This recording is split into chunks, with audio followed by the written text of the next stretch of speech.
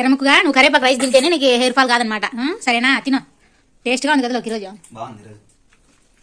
తింటాడు పాపం. ఎట్లన్నా కానిలేమో తల్లి, నాకు ఫస్ట్ హెయిర్ ఫాల్ తగ్గల ఏదో కరేపాకు రైస్ అంటే తినలేక చచ్చిపోతాను నేను అంటున్నాడు ఎర్రముక్కగాడు. మీరు కూడా తినండి ఫ్రెండ్స్ ఈ కరేపాకు రైస్. మా అమ్మ చాలా టేస్ట్గా చేసింది చూడండి. మాకు చెట్టు ఉంది కాబట్టి రోజు కరేపాకు రైస్, కరేపాకు పొడి, కరేపాకు ఎగ్ రైస్లు అంటే అట్లాంటివన్నీ చెప్తుంది మా అమ్మ అని చెప్తున్నాడు. చూడండి మన రియాక్షన్ అదే అనమాట. అమ్మ కరేపాకు రైస్ తినమని చెప్పింది కాబట్టి తినాలి ఫ్రెండ్స్, లేకుంటే ఈ పగల కొడుతుంది అమ్మ. కరేపాకు రైస్ ఇప్పుడు తింటాను నేను, అమ్మ ఏం చెప్తే తింటాను. మీరు కూడా అమ్మ చెప్పినట్లు వినండి ఫ్రెండ్స్. హలో ఫ్రెండ్స్, నేను మీ ఎర్రముక్కు కానీ ఏం చెప్తానని అనుకుంటున్నారా? మా అమ్మ ఈరోజు కరేపాకు రైస్ పెట్టింది. ఎట్లన్నా కానీ తినరా ఎర్రముక్కు, నీకు ఏర్పాలు తగ్గుతుంది అంటుంది. అందుకోసమే ఇంకా ఏర్పాలు తగ్గుతుంది కాబట్టి ఇంకా కరేపాకు రైస్ తినాలి ఫ్రెండ్స్.